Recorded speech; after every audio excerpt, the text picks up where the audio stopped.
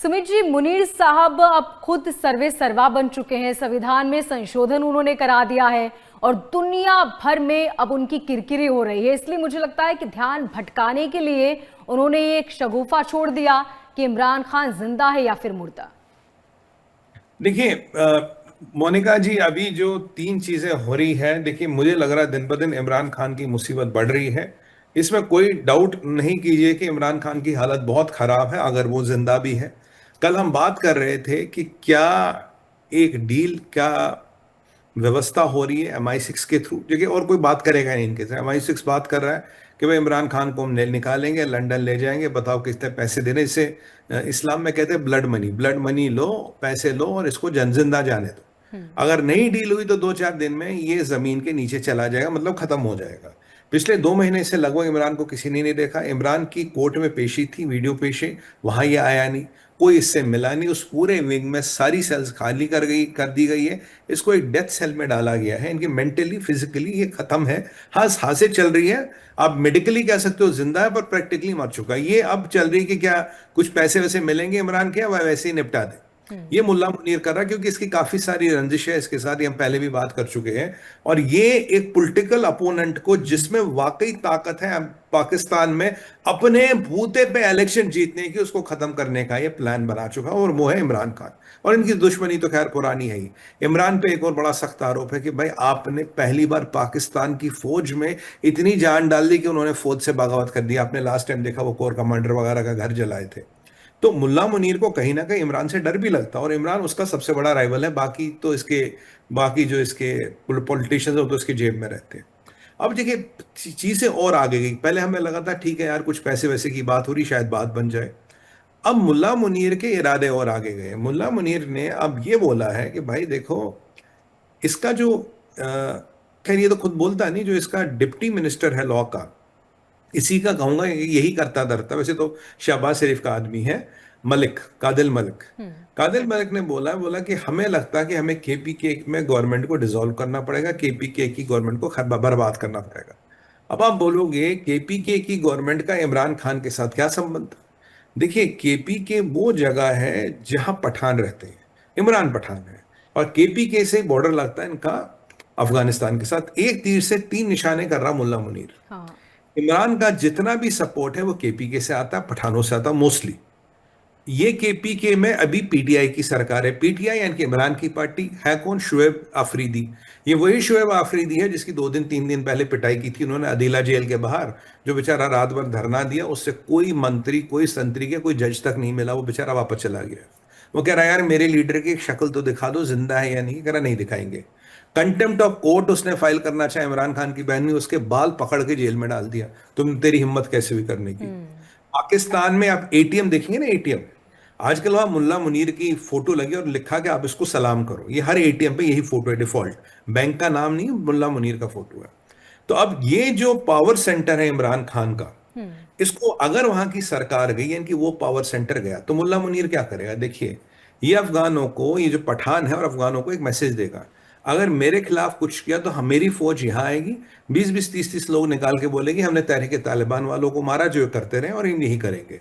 अभी उस फौज को वहां की पुलिस का समर्थन नहीं मिलता, क्योंकि पुलिस स्टेट गवर्नमेंट के अंदर आती। मान लीजिए सरकार गई तो पुलिस भी किसके नीचे आ गई? सेंट्रल गवर्नमेंट के अंदर आ गई, या गवर्नर के नीचे आ गई। तो पुलिस और पाकिस्तान की फौज मिलके निहत्थे लोगों का नरसंहार करेगी, और ये वार्निंग होगी पठानों को, औकात में रहो, इमरान के चक्कर में पड़ोगे तो सब मारे जाओगे। और ये पहले कई बार कर चुके हैं, बलोचिस्तान में कर चुके हैं। कल भी खबर आई थी जो मैंने आपको बताया था भाई, बलूचिस्तान में धमाके। अब देखिए 7 धमाके तो हुए हैं 24 घंटे में। जो हमारे सूत्रों ने खबर दी थी गलत नहीं थी, पर अभी कितना डैमेज हुआ इसका आइडिया नहीं लग रहा। पर 7 धमाके तो पूरे बलूचिस्तान में हुए, ये बिल्कुल सही खबर थी। पर कुछ नुकसान भी होगा, पर हमें औपचारिक रूप से उसकी कंफर्मेशन नहीं कर सकते। पहला पॉइंट मैंने आपको ये बताया। दूसरा पॉइंट आप देखिए क्या। दूसरा पॉइंट, इसका मंत्री बड़ा, ये जो मलिक है, बहुत इसने गोगली फेंकी है।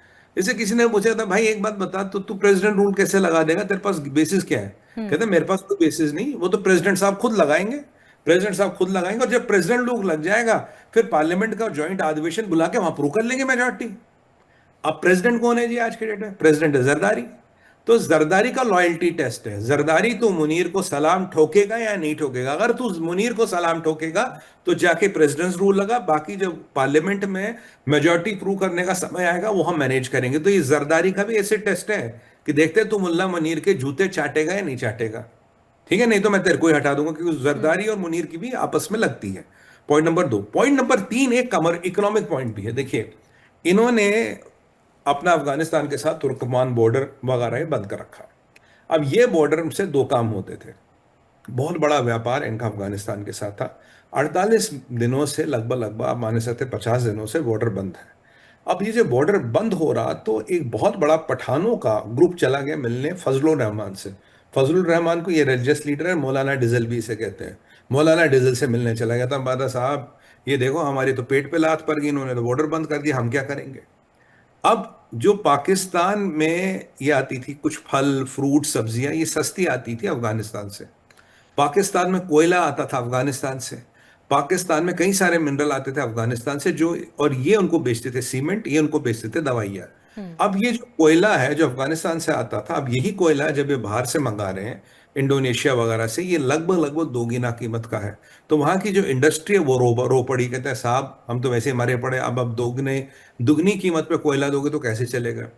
पाकिस्तान की सीमेंट इंडस्ट्री, पाकिस्तान की आयरन इंडस्ट्री और पाकिस्तान की ये जो है मैन्युफैक्चरिंग, ये तीनों हिट हो गई है क्योंकि कोयले की कीमत बढ़ गई। कैसे बात बनेगी, और वहां से लाने का खर्चा भी ज्यादा है। दूसरी बात, अब जो इनका सीमेंट वहां बिकता था वो नहीं बिकता। आपको जान के हैरानी होगी, 200 मिलियन डॉलर की दवाई बेचता था पाकिस्तान अफगानियों को, चाहे वो भारत या कहीं से इम्पोर्ट करके बेचता, जो भी करता था 200 मिलियन डॉलर। और अब आप बोलोगे मोनिका बहन की ट्रेड कितना था, सुमित भाई देखिए ट्रेड है इनका 2 बिलियन डॉलर आपस में, यानी कि 1.4 बिलियन का पाकिस्तान एक्सपोर्ट करता था, 600 मिलियन का वो इनको एक्सपोर्ट करते थे, यानी कि पाकिस्तान को 1.4 बिलियन डॉलर आता था। अब सोचिए वो परिस्थिति, वो कंट्री जिसके बैंक अकाउंट में 1 बिलियन नहीं है, जो 5-6 बिलियन पड़े वो भी सऊदियों की जक़ात पड़ी है, उनके लिए अगर 1.5 बिलियन डॉलर का फॉरेन एक्सचेंज का नलका बंद हो जाए, हमारे हम जैसे भारत को तो फर्क पड़ता नहीं, हमारे तो भाई नाक पे मक्खी भी नहीं रेंगेगी, हमें तो फर्क ही नहीं पड़ता। बट 1.5 बिलियन का फर्क पाकिस्तान में बहुत ज्यादा। एक तो वहां झटका लग गया, 1.5 बिलियन गया। दूसरी बात, पठानों ने अब बोला भाई साहब ऐसे नहीं चलेगा, हम तो फिर देख लेंगे। पठानों की एक मजलिस हुई पीछे, वैसे मंजूर पश्तीन वगैरह को तो उन्होंने जेल में डाल रखा, पर पठानों की मजलिस में ये हुआ कि भाई हमारे सीमा दायरे की सीमा, उसके आगे हम करेंगे जो हमें करना होगा। मुनीर को दिख रहा जमीन हिल रही। और अब केपीके के बारे में आपको एक इंपॉर्टेंट नंबर देता हूं, जो केपीके है उसका टोटल जीडीपी 38 बिलियन डॉलर है। 38 बिलियन डॉलर अगर हम डॉलरों में उसको आंके, केपीके में जो 10% जीडीपी है वो आता है व्यापार करके अफगानिस्तान के साथ। तो केपीके तो वैसे ही मर गया। केपीके के लोग कह रहे भाई हमारे पास तो खाने को रोटी नहीं है, तुमने बॉर्डर बंद कर दिया, खाएंगे क्या। अब जब बॉर्डर पे अब जब जोर पड़ा तो इशाक डार का एक स्टेटमेंट आया। ये इशाक डार ना बड़ा ड्यूबियस कैरेक्टर है पूरे पाकिस्तान में। कहता है जी ऐसा है, मुझे यूनाइटेड नेशन ने कहा, भाई यूनाइटेड नेशंस को और कोई काम नहीं, तो 1 बिलियन के लिए फोन करेगी कि नहीं नहीं ये तुम्हें ट्रेड खोलना चाहिए। और अब मैं शहबाज और मुल्ला मुनीर से इस पे बात करूंगा और आगे आपको बताऊंगा क्या होगा। समझिए यहां मुल्ला मुनीर पिक्चर में आ गया। तो मुल्ला मुनीर ने कहा कि इस पूरे क्षेत्र पे ही हम कब्जा कर ले। तो एक पंथ तीन काज, जरदारी का हिसाब किताब हो जाएगा, ट्रेड हमारे कंट्रोल में आएगा, और पठानों को हम बोलेंगे ऐसे मानना मानो, नहीं तो पुलिस भी हमारी, सेना भी हमारी, तहरीक तालिबान का नाम लगा लगा के जिसको मर्जी जितने मर्जी हम रोज 20-30 ठोकेंगे, बोलेंगे तो ये तो फितनवाए ख्वारिश थे, ये तो हिंदुस्तान के प्रॉक्सी है। तो मान लीजिए जो केपी के जो इस मुल्ला मुनीर की सल्तनत को हिला सकता है, उस पे कब्जा करने का ये 3 पॉइंट प्लान है मोनिका जी। ऊपर से नहीं दिखेगा बट अंदर की बातें मैंने आपको फैक्ट फिगर और डाटा के साथ समझाई है। कहानी ये है असली मुंह। और इमरान खान इससे और वीक होता है क्योंकि जहां उसकी 4 प्रोविंस है पाकिस्तान की, एक प्रोविंस में उसकी सरकार थी उसकी पार्टी की, वो भी खत्म, तो पॉलिटिकली और इररेलेवेंट हो गया। फिर अब मतलब डील करनी है या खेल करना है, जो मर्जी कर लो, और भी कमजोर हो गया। तो ये है पूरी पूरी कहानी।